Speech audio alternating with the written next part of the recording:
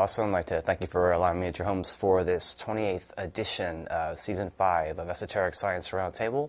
And I want to begin with a few brief announcements. First of all, to remind folks that the metaphysical philosophical meeting that we here at Esoteric Science Roundtable and Jeff Korytis from Therefore I Am co-host each and every third Wednesday of the month is going to be this next upcoming Wednesday, which is the 16th, 8 p.m. at Spider House, 29th and Guadalupe. We encourage anyone that's interested in our respective shows that would like to come down and break bread in a very casual environment to please come on down and do so.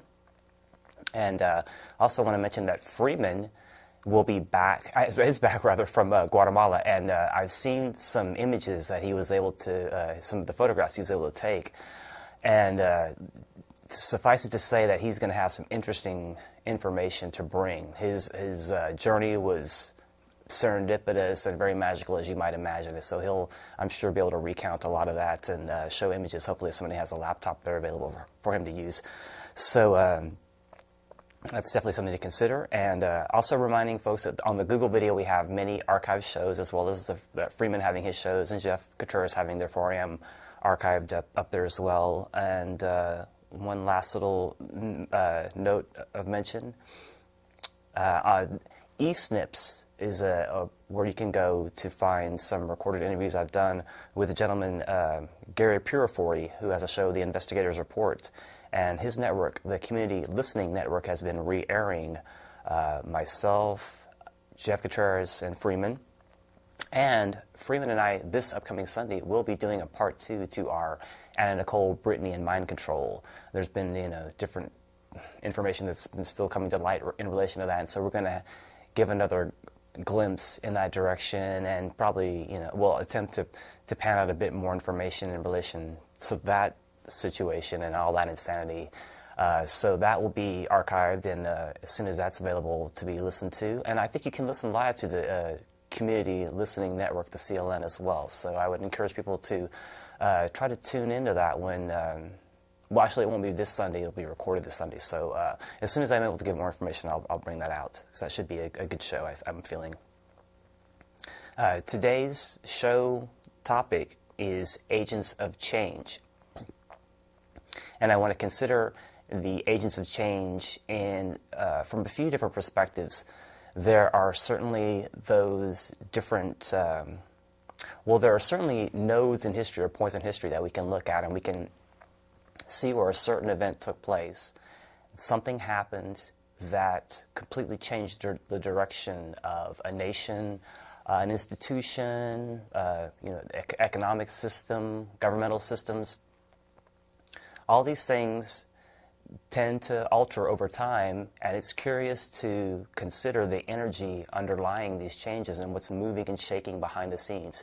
And this is very much what the esoteric consideration of any subject is that we look at the hidden, obscured aspects, and we don't look at what's readily apparent and immediately obvious. We want to consider things from the underlying energetic aspect and to try to think of things in these terms. Actually, I do have one last final thing I want to mention. There are 3 images that are going to be coming up that we're going to freeze on and show, and these are some this is some artwork that was specifically given to us to use from a woman here in Austin, Susan Boren, who has an amazing fanzine called Clip Tart. And she can be reached, and more information can be gained about the Clip Tart fanzine at Gmail, at her Gmail, cliptart@gmail. And so these images, I think, are very intriguing. And again, I was quite honored that she provided us with 3 unique images to use for a show background. And again, I'm very, very pleased about that and thankful. And so again, to get back to the content of the show, the points or nodes in history that we can look to, we can gauge and assess, from what's taken place in the past, and kind of get a preview or a forecast to a certain degree as to what's going to be heading down the pike and what's happening in the future. And so we can't, specifically, we can't be psychic necessarily, but we can certainly, from looking at history and looking at the energetics playing out, gain some insight and use our intuition to try to understand what may be unfolding at any given time again, in a system, in a nation, in relations between nations. We're going to see these things playing out. And as the show goes on, I'll give more examples to hopefully further flesh out this idea. But certainly we can consider in terms of people as well. We can consider that certain people have been at certain places at certain times in history, and they, in many instances, have been the instigators for a completely new movement, for instance, a new way of thinking, maybe a new invention, perhaps, something groundbreaking, innovative, and revolutionary came forward. And oftentimes does come forward through our humanity. And in many instances, we can look back at one particular person that helped to kind of kickstart things off. And this also is a way in which we can gain added insight into the underlying energetic. And there are certain individuals that have been very good at using their ability to tap into these unseen patterns to build a little bit of a timeline in certain cases and show, for instance, like with the monetary system, how at a certain point that the Rothschild brothers went out and essentially started to take over and revolutionize the banking at the time in Europe. And so that's one node of what further panned out and played out. And then we can flash forward to the incident that took place with the imposition of the Federal Reserve here in our country. And we can look at a group of individuals. We can see those that instigated this, and those that are familiar with the legend of Jekyll Island. They're off the coast of Georgia, and might be familiar with, again, the story of those that sought to bring this system to our country. And I'll get more into that as the show pans out a bit more later. But there have always been and continue to be, again, certain nodes that we can look at energetically, certain events that we can consider, and those people that are riding the crest of the wave that seem to be on fire for a certain notion and a certain ideal are very, very eager, hell-bent, if you will, in many cases, to bring in some new institution or to bring in some change in some existing institution. Another instance of a change agent, an agent of change, would be within the Protestant Reformation, within Luther and what he brought forward, and then the changes to the Catholic Church, and then we get offshoots of that initial large religion. And so that can be an individual that can be looked at in which, pretty much one person's actions can be pointed at that caused a reformation, an entire reformation in a vastly expansive world religion. And we can certainly consider that there are always other players involved that may be even more behind the scenes and whose names we may not recognize, but nonetheless have played an important part. And we can look forward into our own country's history to the Revolutionary War days and the founding of the country. And not everyone that had a hand in that is well known or a household name. And this is the case more often than not. So again, we may know the name of the person that rode the crest of the wave and that, has become a household name to a certain degree and history recognizes, but those cast of characters that are assembled around that person may not be known, and it's curious to try to consider, again, esoterically, the energetic underlying these movings and shakings. What is it that draws a group of, visionary people together in this instance? And to look at also the evolution of this visionary capability in humanity and see how it actually has been evolving throughout time. And certainly technology is one, adding factor to consider that's, we can look forward from the time of the printing press forward and see how certainly electronic technology has enabled us to get a message out much more quickly to people, and so therefore a radical idea could actually take root and catch on much more quickly than it could have in past days. It seems like in the past things were much more localized, obviously due to the technology available and due to the circumstances and the needs of the time. I would say that if a larger scale change is bound to take place or is appropriate and needed in our human evolution, then certainly it will find its agents of change that are right and appropriate to implement the needed steps that will allow us to see and at least plant the seeds of what is yet to come that's going to replace what's existing. This is a process that's constantly taking place. We see this cyclic ebb and flow constantly taking place, and that what's old is being and outmoded is constantly being replaced little by little by what's new. This takes place in the physical body as well, that the cells in the body, we basically build in a new body every so often. All the organs, every cell in the body, after time is replaced, and so that moves on, and then we rebuild in something, a new livingness. And this is also a proper analogy to our planet as well. We have to continue to build in a new livingness and to continue to build in systems that are right and adequate and appropriate for the need of the times, whether that be a monetary system, whether that be governmental systems, whether that be social systems, medicine, all these things, transportation systems, all these things find their day in the sun and their place of manifestation. And so we as humanity reap the benefits or suffer the consequences of these large waves of playing out.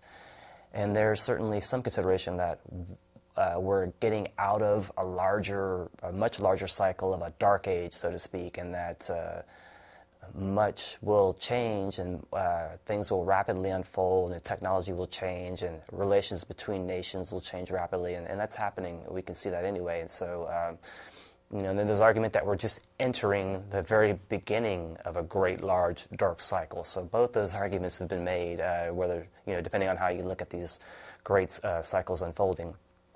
And so it's curious to consider these things and see if we can't gauge one way or the other. Oftentimes, in this day and age, we see so much shaking out, and we have access to information, so we can see what's going on, in other countries, and it affects us much more quickly, and it impacts people globally more so. So again, we gauge and we factor in all these things, and it helps us to have a better understanding of exactly what is going on out there, again, to gauge the energetic and see if we can't have some intuitive understanding of what may be panning out, to see what's on the horizon, what's coming into being. And we, as humanity, ultimately, we may not be the creators of these great changes, but we, again, benefit or not, and we have some responsibility to bear as well, because we are accepting of what takes place. If there's, dictator rule, mob rule, in the governmental sense, then the populace is responsible, it's to some degree. They have to take responsibility, and that continues to be the case, that we can't shirk responsibility. We have to be responsible, and then we can make responsible decisions, and hopefully collectively right and proper things will manifest. When it comes to an individual, again, someone may be very, very maybe to the brink of fanaticism over some particular idea or ideal, and wanting to bring that into the public at some level. I myself believe firmly in reincarnation, so I can, in my worldview or my assessment of this energetic and this what lies behind the scenes, I can envision someone having, again, some vision, some seeming purpose that they want to play out and see manifest, and that they would find their way back into a situation that would enable them to continue the work. And again, that's my I envision that. I envision that as far as religious figures and across the board, those people that are already so inclined, to such an extreme degree that they do find themselves back in a situation where they can pick up the thread and continue to build where they may have left off. And so again, that's obviously speculative, but again, we're thinking about things energetically behind the scenes, and these energetics are not tangible things we can touch and feel. We have to kind of, again, do some intuitive searching and a bit of guesswork and see how things manifest ultimately.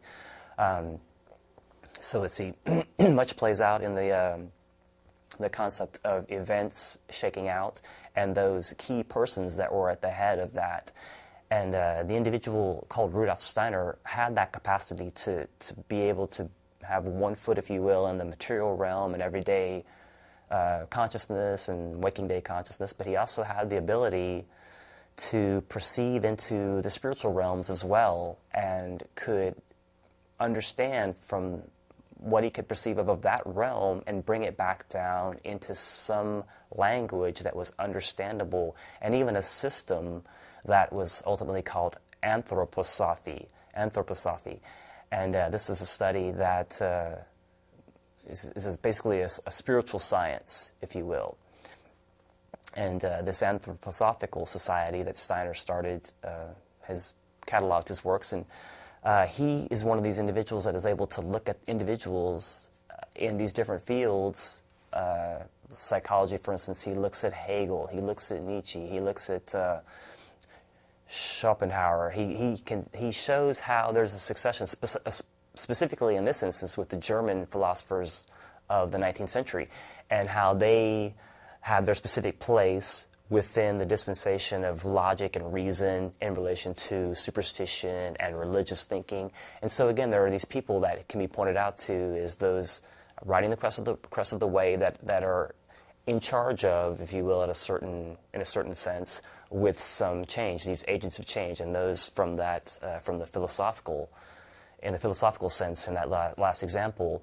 But he does give an example that really encapsulates and really brings home exactly what he was able to do, keeping in mind that he wrote in German, and this is translated, but it still really resonates and gives an insight into what he was able to tap into. And so I want to read very briefly, if you'll bear with me, about an individual who is the Archduke Franz Ferdinand of Austria. And those that are familiar with history would remember that this one individual is considered to be, his assassination is considered to be the flashpoint for World War I. So a whole conflagration, a whole series of firings up between nations was instigated based upon the assassination of this one man, according to the historical record and what contemporary history tells us.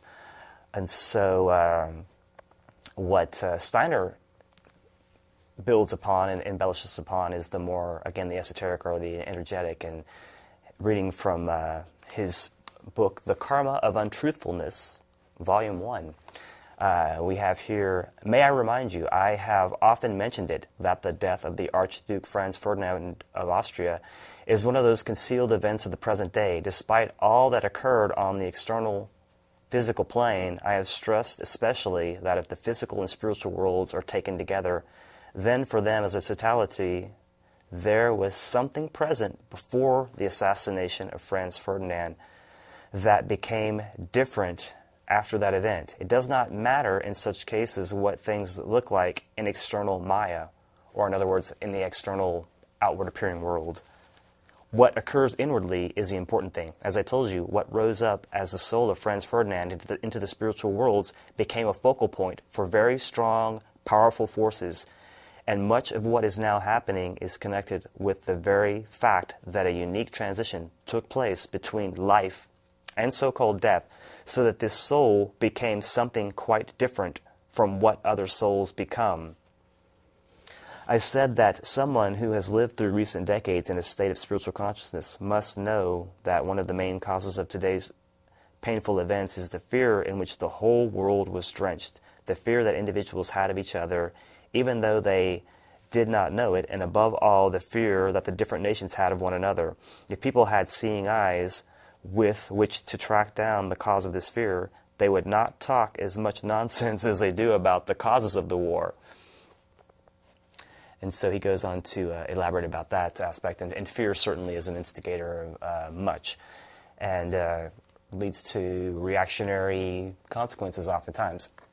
So again, Steiner, just in a brief thumbnail here, gets into a little bit of the energetic underlying that, And I can't really specifically, he's, I guess, I would say somewhat vague perhaps, in that the soul became something quite different from what other souls become.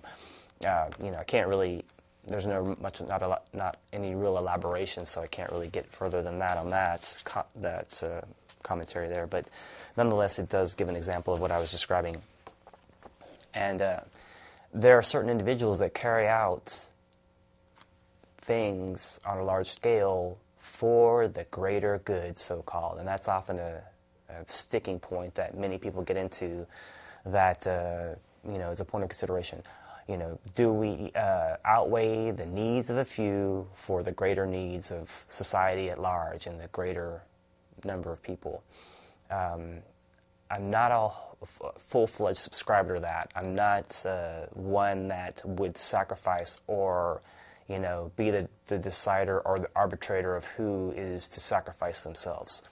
That needs to be a self-made decision. Sacrifice is again, a self-made. It should be something that's considered in a deep contemplative, or perhaps an instantaneous flash of glory, perhaps as well, that one feels the need to sacrifice themselves. But again, to determine who goes and who stays, in any kind of context, I really would not want to be the one charged with that ultimate decision. Although, ultimately, what can be said and what is a true certainty in my estimation is that life does not end. Life is not destroyed. It simply changes form. And physics demonstrates this. Energy doesn't end. It just transitions from place to place, from form to form. It finds a new house, if you will. And so our being is the same. And that's why one of the reasons that bolsters my belief in reincarnation as well is that energy is not diminished, it just changes and alters, and so it's going to find a form adequate at any given time to manifest through. And so once we as self-conscious individuals, I feel, can get caught up with a trend of living, a way of living in which we revisit a theme. And again, this may be a way of spiritual living. I, in many respects, feel that I've recaptured some of these esoteric ideas from a previous incarnation. Many people feel that way. They come across information that just seems so familiar at so many levels that they can't shake it, and they wonder, how is it that this seems so second nature to me? Relationships are often the same way. You meet someone that you just feel so compelled towards, or you feel such a natural rapport with, that you can't really explain it. And I think these are some of the underlying energetics that give us clues to these sort of things in manifestation. Now, there are different ways of categorizing the energetics that play out. And there is a system of rays, so-called, R-A-Y-S, and there are 7 rays. And biblically speaking, we find the number 7 often recurring, and in other religions we find it as well. It seems to be very important, the 1s, the 3s, and the 7s in particular. The 7s recurring, we find these expressed or reflected in this 7 ray type dispensation or playing out of information. And so when we consider different rays, we as humanity have our ray makeup, and we have mainly what's factored in is the personality and the soul ray. I mean, there are other ray aspects as well, but those are the main ones that are considered. And just quickly, this is the last of the clip-tarts specialized artworks that we were granted with using for the show. And so there are different rays that play out and manifest, and we can look at the personality or the soul ray makeup of a person, and in the very same way we can look at the ray makeup of nations, and nations will have as well a personality makeup or ray and a soul ray. Excuse me. And each individual on the planet has ultimately a crisis playing out, wherein the soul ray and the personality ray come together like 2 fronts, and you're going to have weather precipitating in that event. And it's something that's unavoidable. It's inevitable that when these 2 conditions collide, you're going to find that playing out, that manifesting of energies playing out, and you're going to have, again, the soul nature and the personality nature.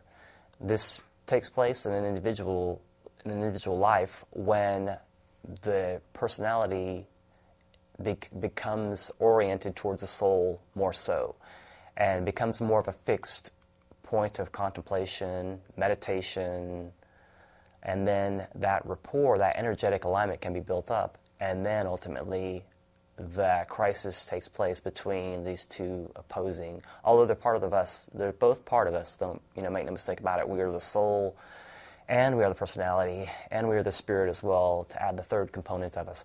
But the two that find themselves in that initial early wrestling and wrangling, and we find terms like the dark night of the soul applied to this when it gets to this most extreme point. This playing out of energetics manifests itself in humanity, in individuals, and increasingly more so, as I spoke of earlier, we are evolving as humanity. The mind nature and our ability to think and the potency of mind is changing and becoming more acute. And so group progress is being made, and we're able to take steps forward collectively in a group sense and have a group energetic playing out. And the group is going to be comprised of different ray makeups, as I spoke of earlier. And so you have different combinations of energies playing out, but ultimately assimilating to the point where there's a mutual working out or goal accomplished in a group fashion. And this is why you see in a national sense group reincarnation, and you see in a family sense group reincarnation, and you see in the sense of those that have a specific work to carry out, that's going to, again, be part of the changing, really, of our humanity. That you're going to see that play out. You're going to see these things restructuring themselves, and you're going to see you're going to see people snapping to those energies, kind of like moths to a light, and they're going to be drawn to that idea, concept, ideology, and they're going to, again, be hell-bent to want to manifest it, cause it to be manifest at some level, or at the minimum plant the seeds so that it can become real and manifest for future generations and do its work at its allotted proper time. Many times the people that have this visionary feeling or focus, what have you, and they begin this work, they don't live to see the fruits of their labor. Oftentimes the children do, and you can see this instance, again, with, like I said earlier, the banking institutions, the Rothschilds family. You see that generationally. You can see that in another sense with the robber barons here in our country after the Industrial Revolution. In the early 20s in particular, you see, Carnegie, the Rockefellers. There are other names that are escaping me right now, but they're the Vanderbilt, the well-known names, those that made their fortunes in economy as things were rapidly changing. And these were the agents of change, very much so in an industrial sense. And the very same energetic that makes a leader in a business sense, the main energetic at any rate, is going to be the same as the main energetic that you find within the governmental minded person. And so the leaders across the board are going to be conditioned by a ray that is known as the first ray, will or power. And certainly you find these are very willful, domineering personalities, very forceful in some instances, and their first ray personality is going to shine forward and through and is going to propel them to get the mission at hand accomplished. And so oftentimes you see the people that have accumulated wealth and mass material gain and been agents of change have that really my way or the highway mentality, and they're very willful, willpower, first ray that underlies and characterizes that ideology, that way of thinking. And just in the same sense that a devotional ideology conditions the religious movings and shakings, and a synthetic underlying energy conditions finance, and that would be the seventh ray, also known as ceremonial order. And so we find, and you'll find a mixture of these You may find someone that has ceremonial order, the seventh ray and the first ray, very prominent. And these are kind of like astrological forecasts or interpretations as well. We see combinations of energies playing out, and then we can see how that makes the person the sum total of these energies that reflects itself through the personality. And then as they become more oriented again towards the soul, that becomes manifest.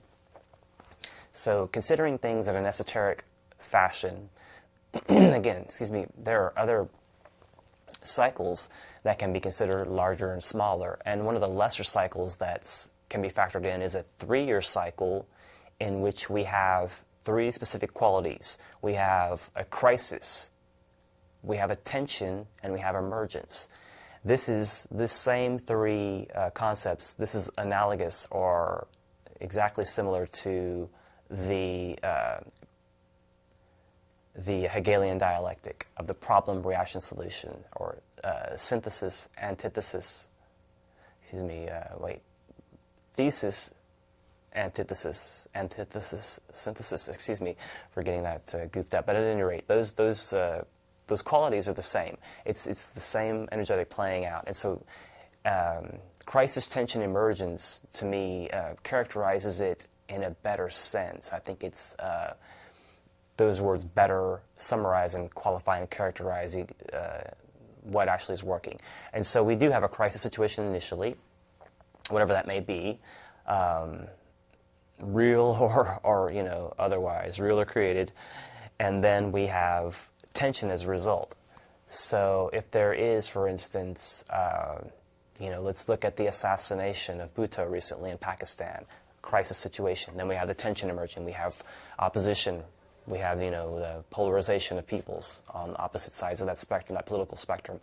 And then we find some synthesis trying to come together relating to delaying of elections, postponing elections, and then the concept that there's going to be some semblance of a democratic election in the near future in Pakistan. That's pretty optimistic in my humble estimation. Those that have been more familiar with the voting situation here in our country know that the vote is not always something that can be readily relied upon.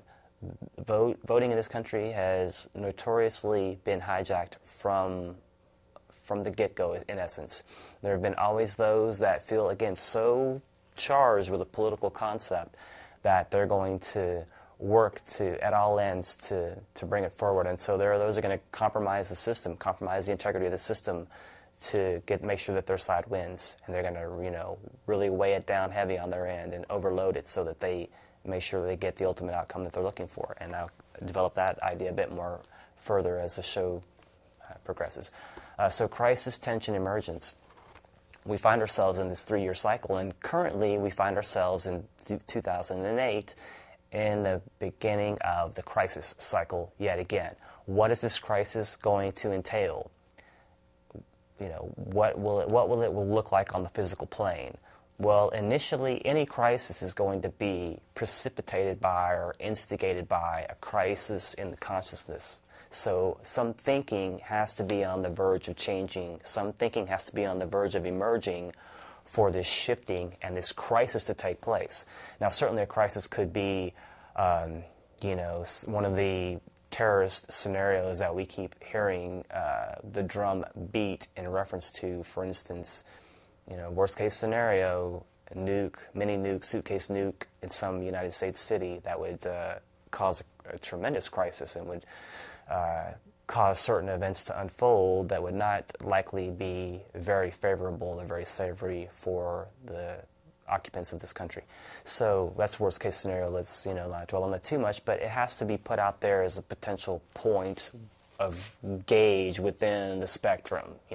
Worst case scenario. It has to be considered at least within the context of that. And we don't focus on it, but we keep it in the back of our minds as within the realm again of the spectrum that we're measuring by, the measuring stick. So a crisis is on the verge of manifesting, according to this esoteric line of thinking. As to what it may be, who's yet to say? We're very new into the new year, and So it's likely, building momentum before it actually manifests and the dam breaks, so to speak. Hopefully this will be a crisis that will stay in the mental plane or stay in the emotional nature, and it won't find its way into physical manifestation. If we as humanity can get our game together adequately enough, we won't have to have conflict on the physical plane as a result of crisis of ideas, war of ideas, of differences of ideas. So that remains to be seen as to how mature we're going to be and how we're going to handle the energetics playing out at any given time. Within nations, within tribes, within groups, and within our own individual interactions with other people on a daily basis. So this crisis period that's coming into being, we obviously can start to consider, how that may look and how it may manifest itself. It's interesting to count back the years. If we look back to 2001, in that particular year, that was an emergence year in this 3-year crisis, tension, emergence cycle. And so this emergence of events, obviously we can consider 9/11. And this emerged into public consciousness. And some other words or keynotes that I would like to use that I think also qualify or characterize this, that might give a little added insight and give more of the note of the energetic more so. Excuse me. The emergence, obviously, is the keynote, the main keynote. And again, considering this is in the context of 911, visibility. That event was very visible. It was recorded and broadcast real time around the world. And so it was highly visible, and it had a way of impregnating or imprinting that energetic into the consciousness, burning its way deep into our brain consciousness, our mind nature, our emotional nature. And so it very, very much finds its way, impressed within us, and has in essence become an energetic part of us. It just like any great event, great, not great in the sense of good, obviously, but great and major, event, it's going to have its impact. It's going to have its impact on public consciousness as well. And so we have some ideas that have developed. What ideas that were just in the embryonic stages became full-blown concepts that took on global significance. And the main one I would like to bring attention to in that context is the global war on terror.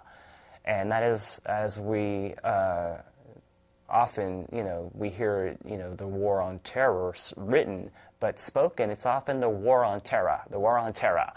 And terra means earth. Earth is known also as terra, T-E-R-R-A. If we have a war on terra, which we constantly are engaged in and constantly waging, increasingly more so and more so, that mentality of a war on ourselves, of a war on our very home, is going to become, again, more impregnated, more impressed upon us, and more a part of us energetically.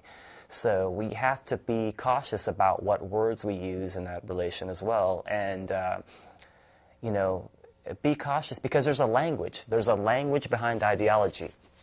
And that's why I'm going to go ahead and get into the tail end aspect of the show that I want to actually even take some calls on at some point this evening. I haven't done that in a long time. I'm going to scrape the rust off my collar finger, and I'm going to hopefully get some insight from the public here before too terribly long, before the show ends. The political energetic, as I said, is ruled by the first ray of will or power, and what's yet to play out? Who's yet to who are going to emerge as the influential players? And in light of the shenanigans that we're so familiar with, how do we have faith in the system? So many people have lost faith in the voting system, and I can't say I blame them. I'm one of them, and I really, have been really disheartened by the black box voting and the election stealing that's very obvious to anyone, that's been looking at this for the past 8 years. And then putting into context that in relation to the known vote stealing and vote stuffing like that LBJ was engaged in the past, that's well documented, well regarded in history as fact.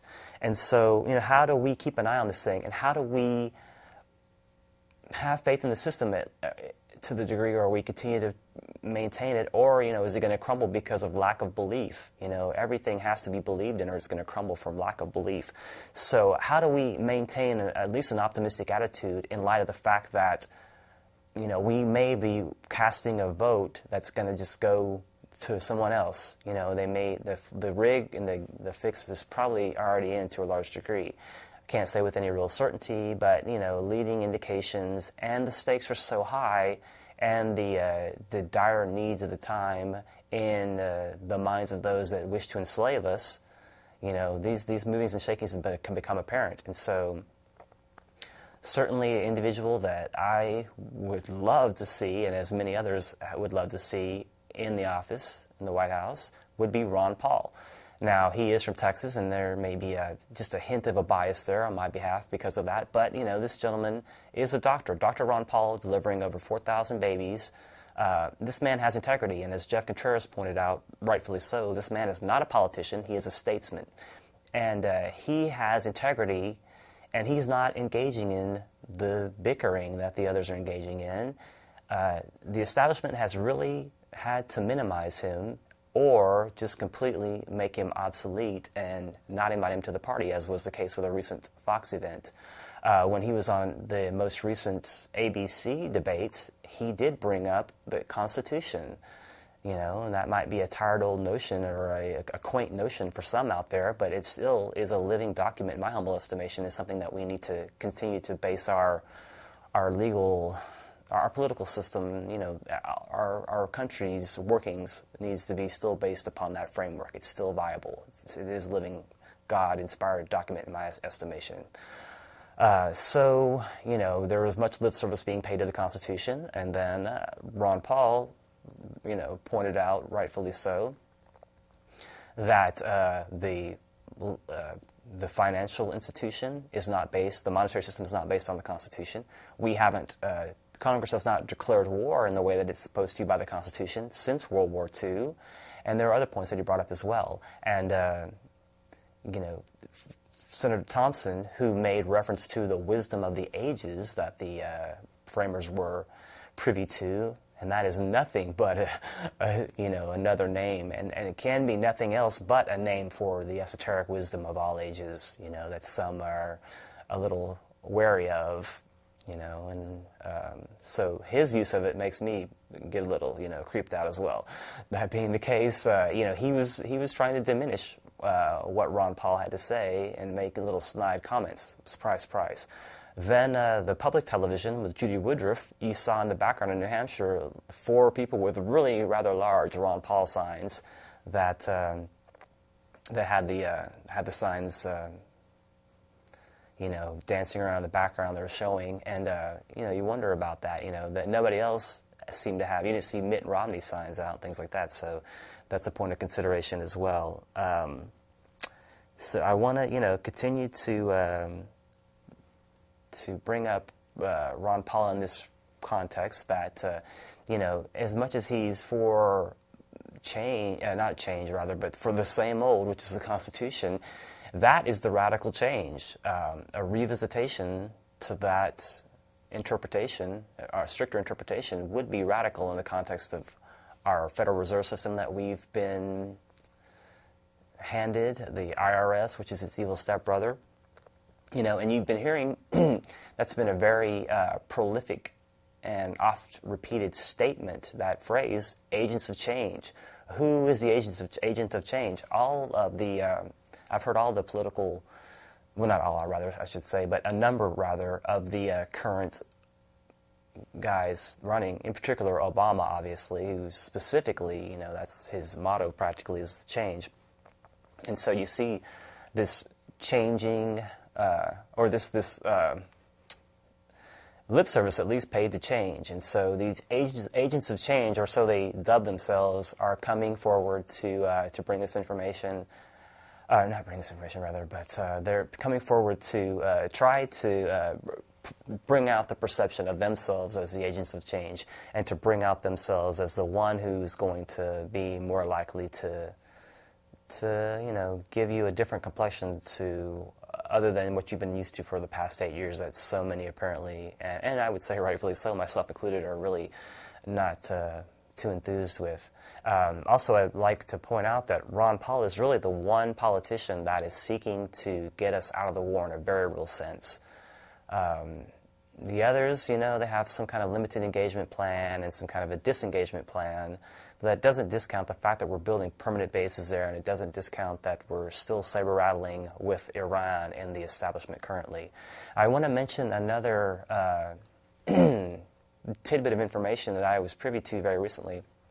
A couple of days ago, I got an email that someone must have seen some of the Google video archives, I'd imagine. I don't know for certain, but I was contacted by an individual, and this individual was telling me that he has some contacts with the Giuliani campaign and that he is being courted by them at some level, I suppose. And I'm not sure if this is that this person is in advertising. I'm not really, again, I'm not able to completely get complete understanding of the comprehensive scene here with this information. But this individual said that Giuliani is going to become more prevalent and prominent. He's going to start using an ad campaign that's going to feature the Beatles' "Here Comes the Sun" song, and that he's going to be portrayed as a come-behind candidate, and that he's going to, at the last minute, lurch ahead and reach the finish line and become the person that's going to be our president, and that he's been allegedly being groomed for that role and has been before 9/11. Now, certainly those that consider 9/11 in an esoteric fashion would obviously consider, or would likely obviously consider, that Giuliani is due for some reward for what he has done, and that he is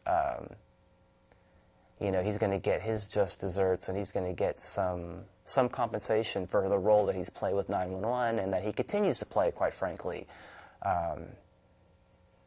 He's, I don't know. In his public life, obviously, some of the things that he's been involved with are questionable and borderline, mafioso. So it's interesting that doesn't seem to be a problem in the public estimation. That seems to be glazed over, all the mistress kind of stuff and all that. And, granted, that was glazed over in Kennedy's day, but Giuliani and Kennedy, if you try to make even any remote comparison, I think that that's absurd.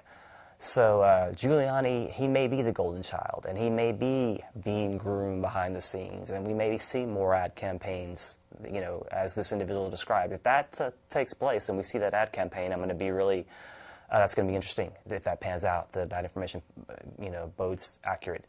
It's interesting as well that I got this email from this person. I was attempting to respond because he was going to offer he was willing to give more information. And so I was interested in getting more information, more details about this particular subject. And I was having difficulty sending the email, which that's happened a couple of times before with the Gmail account that I have, that there's some error code coming up. But so I got out of the Gmail, and I went immediately back to it, which usually instantly jumps back up there and puts you back where you were, back into the account. And the email was gone entirely. That's never happened. I've never had that happen before. So, I try to kind of stay pragmatic, realistic, and on the non-conspiratorial end somewhat, but that was really curious to me. And the person fortunately has a Gmail account as well, so their address was saved, and I was able to contact them back, elaborate a bit, mention what had happened, and they were not surprised whatsoever. And so I was fortunate enough to get another email with more information. Really, this seems like something that more of the Truth Network people would be more inclined to get information from. And perhaps this person is trying to contact other, media, if I can even call myself that, outlets, public, make this information public at any rate. I can't say, that seemed to be expressed in the email that he wanted to get the information out. So that I am doing, putting that on the record on behalf of this individual. Cannot verify, can't even really, confirm who this person is. Not really sure what their occupation or what they're involved in at all. But seemed pretty interesting. And again, just the fact that the email disappeared on me, I feel obligated to make note of that. So maybe when the show is posted in the near future on the Google video, that more light can be shed upon this concept, and maybe more people can come forward that have more pieces of the puzzle, so to speak, can flesh this out. That would be a bleak option if we were to have Giuliani as a president. I could think of other, there are other options that are equally as bad, perhaps worse, but man, I wish, and I hate to be so biased and, look at it in the most negative way. We do tend to get the leaders that we deserve, whether that's through hook or crook, whether that's through rigged voting and the black box voting and the flip of the voting machines, that we get the same candidates 2 years consecutively, even though they clearly didn't win it by popular vote or through electoral college for that matter, accurately, fairly. We get what we get, and we have to contend with that. We get these agitators from time to time that provoke us. They're like poking a stick at us, get up, do something, get it. Don't go back to sleep, wake up. I had intended to take calls. We have the number up, and either I'm very unpopular this evening, or our people are so compelled by the information that they don't have anything further to add. I don't know if there are calls on the other end, if they can be put through, that'd be great. I'd be glad to hear from folks out there in the viewing audience. We don't have a lot of time left, unfortunately. In the waning minutes of the show here, about 6 minutes thereabouts left. So, I guess I'll just go ahead and stretch this one out a little bit and finish up the last final thoughts that I had. Really, when we consider the energetics as some of these esoteric scientists, these spiritual scientists like Rudolf Steiner have considered, we can get accustomed to looking at things in an intuitive fashion and attempting to get at the energetic underlying things and to try to get the prognostication or forecast what's going to be taking place in the near future. We don't always know what's going to happen, so we hope to try to get some idea, and we can develop in ourselves. We can develop this contemplative, intuitive ability to see down the road more so. It's really up to us as to how we want to bring that energy in, and we can also recognize cycles or systems of deception and deceit, and equally work energetically to oppose that as well. So, that's really up to us as to what we want to do. We can build that into ourselves. We can start to recognize it's something that we have to want to do, obviously, and we have to spend the time and energy to understand energy. Man, know thyself. And then man can subsequently understand more so the systems around him and the world around him, and begin to make sense of things. We have that ability, that intuitive capacity to make sense of things. If we just trust ourselves and begin to look into things, we can mold and shape some understanding more so. We definitely have that ability. And again, we can avoid the fear. We can recognize fear for what it is and don't internalize it. That's a key concept as well. In spite of how the voting goes, we may be disheartened somewhat, especially the Ron Paul supporters out there. We may be thinking, man, they've already got the fix in. It's hard not to start thinking along those lines. But we can reel that back in and be more optimistic and just know that the message is getting out there. And as long as Ron Paul can keep his head above water and keep being adequately financed to get the message out there, that can't be ignored. And that is the strength there, is just getting that seed thought out there. And how do we exploit the knowledge and exploit the idea that these ideas are getting out there. They're getting popularized. They're being spoken publicly. How do we keep stirring up the pot, and how do we elaborate on these concepts, so that people can understand this more so? You go and grab a call here. Hello, caller, you're on the air. Great show, man. Thanks, appreciate that. Yeah, definitely. I think you're resonating with me in terms of all the change swirling around. Seems to be quite a bit of kind of cultural memes regarding catalyst and change of all kinds, coming from all directions, from ancient times to now. And let me turn my TV down. So yeah, man, I wanted to talk about one thing. Sure. I don't really get into the alien thing too much as a focus. Mm-hmm. Right, myself. But I'm aware of a lot of stuff, and what old Werner von Braun was saying around the end there. Are you familiar with that? Oh, absolutely. Yeah, what was he saying? No, remind the viewers. Oh, yeah, essentially that the existence of aliens was known, and one world scenario of the united common enemy. And apparently would break down in tears. The bad thing is none of them are mean. They only want to help us. So anyway, that's the lore on that. But then also, like a lot of influx of the ET, UFO videos and crap like that, supernatural things. Oh, yeah, big time. And yeah, one last thing. Obviously, I can't come to a conclusion or make a real point here. It's such a broad topic, but have you seen this stuff from John Leonard Walson? No, I can't say that. Can you give some brief thumbnail on that one? I will, man. Basically, this guy, it's called Far Above Space and Time, if you Google it. Far Above Space and Time, I think is his website. He's got a video camera on a telescope.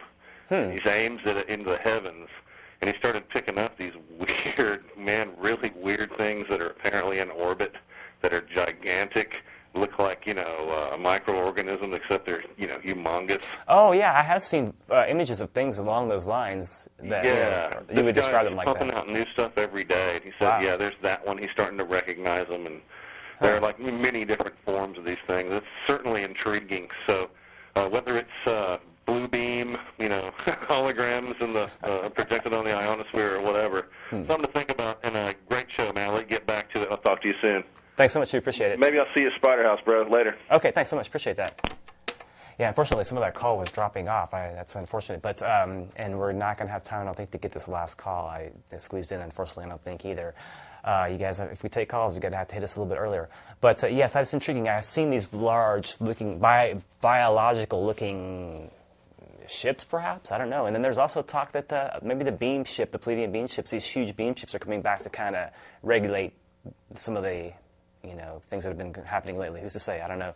I really want to thank my producer, Chris, for commanding the helm of the starship Esoteric. I want to thank Jack for helping to navigate. I want to thank everybody that's viewed. Again, the Spider House this Wednesday the 16th, 8 p.m. Thanks to everyone that's viewed this evening. Appreciate it. You guys go Ron Paul.